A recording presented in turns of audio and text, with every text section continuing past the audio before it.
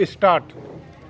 बहनों, भारतीय स्त्री जाति की प्राचीन गौरव, गरिमा एवं उच्च परंपराओं को ध्यान में रखकर न केवल आपको शिक्षित होना है, बल्कि शिक्षा समाप्त करने के पश्चात पुरुषों के साथ सहगामिनी बनकर आपको सब दिशाओं में कदम बढ़ाना है। स्वतंत्रता प्राप्ति के बाद अब राष्ट्र के नवनिर्माण के कार्य में आपको भी उचित रीति से भाग लेना चाहिए। यह सब तभी संभव हो सकता है जब हम वर्तमान शिक्षा पद्धति की कमियों एवं दोषों को दूर कर उसको अपने अनुकूल एवं उपयोगी बना सकेंगे। इस संबंध में भी देश में परस्पर विरोधी विचारधाराएं प्रचलित हैं। आधुनिक सुधारवादियों या जो अपने को प्रगतिशील कहते हैं, उनकी धारणा यह है कि बालक बालिकाओं को एक साथ शिक्षा दी जाए और दोनों की शिक्षा प्रणाली एक सी हो। उनका यह भी विचार है कि स्त्रियों को न केवल शिक्षा पद्धति में ही बल्कि अन्य क्षेत्रों में भी पुरुषों के बराबर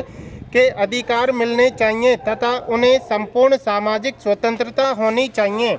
उन्हें समाज के समस्त व्यवसाय और व्यापारों में समान रूप से भाग लेना चाहिए और शिक्षा प्रणाली की रचना इन सब के अनुकूल होनी चाहिए। दूसरी ओर कट्टरपंथियों के विचार इनके विपरीत हैं। इस प्रकार स्त्री शिक्षा और अन्य बातों के संबंध में हमारे देश में वर्तमान समय में परस्पर विरोधी विचारधाराएं प्रचलित हैं। इन दोनों में से कौन सी विचारधारा उपयुक्त हो सकती है और किसके द्वारा हमारी संस्कृति एवं सभ्यता फल फूल सकती है, इस पर हमें ध्यान देना आवश्यक है। जहाँ तक मेरा अपना विचार है, मैं समझता हूँ कि हमारे लिए इन दोनों के बीच के मार्ग को अपनाना श्रेयस्कर होगा। वर्तमान शिक्षा पद्धति के आदर्श एवं उद्देश्यों में जो दोष पाए जाते हैं, उनके अतिरिक्त वह बहुत महंगी सिद्ध हो रही है। प्रति वर्ष हम अपने शिक्षालयों द्वारा हजारों विद्यार्थियों को तैयार करते हैं, जिनमें से बहुतों को नौकरियां न मिलने पर जीविका चलाना बहुत कठिन हो जाता है। इस प्रकार हम अपने शिक्षालयों द्वारा जहां काफ़ी संख्या में विद्यार्थी बेकार तैयार होते देखते हैं, वहां फैशन परस्त भी तैयार होते देखते हैं।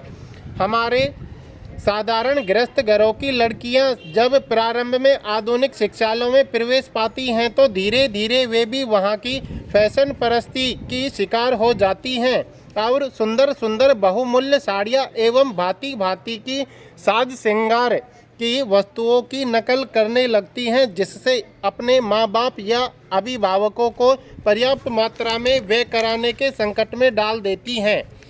ऐसी शिक्षा प्राप्त कर जब वे स्कूल या कॉलेज छोड़कर जाती हैं, तो उनका जीवन भार स्वरूप होने का भय रहता है, क्योंकि जीवन के कार्य क्षेत्र में वह अपवही शिक्षा पद्धति धनोपार्जन के उपयुक्त सिद्ध नहीं हो सकती। यह नौकरी की आशा भी पूरी नहीं कर सकती और अंत में यह शिक्षा उनके लिए निकम्मी मालूम पड़ती है। इसलिए हमें सचेत होकर सोचना है कि क्या वर्तमान शिक्षा पद्धति ही हमारे लिए उपयुक्त है।